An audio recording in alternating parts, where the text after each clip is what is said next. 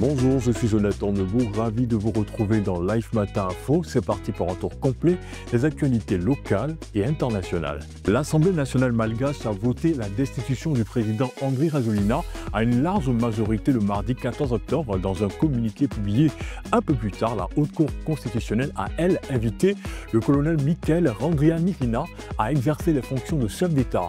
La présidence de Madagascar dénonce de son côté une tentative de coup d'État.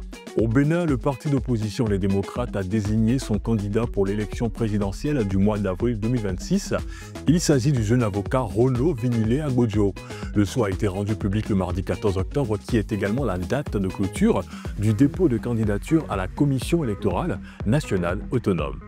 Le chef de l'opposition kenyane Raila Odinga est décédé le mercredi 15 octobre au matin dans le sud de l'Inde.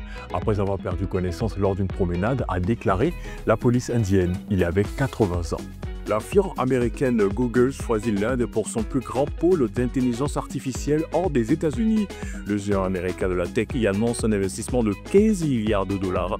Cela représente une accélération majeure de sa transformation numérique et cet engagement intensifie la bataille des géants technologiques américains en Asie. Le Premier ministre français Sébastien Lecornu a proposé au Parlement de suspendre la réforme des retraites jusqu'à l'élection présidentielle de 2027, dans une tentative de surmonter le blocage politique en France.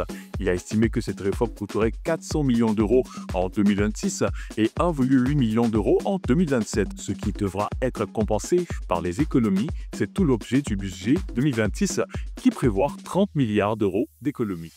Le tambour sacré Ndongbole, sorti de la forêt, a été remis officiellement le dimanche 2 octobre au roi d'Enzima Kotoko à Grand-Bassam, marquant le coup d'envoi des festivités de l'Abissa.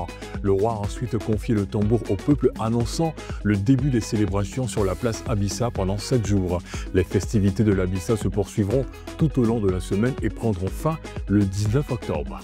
Fidèles auditeurs, merci de votre attention. Retrouvez-nous tous les jours du lundi au vendredi de 7h à 9h dans Live Matin Info sur Live Radio 107.7 FM. L'information comme tu l'entends.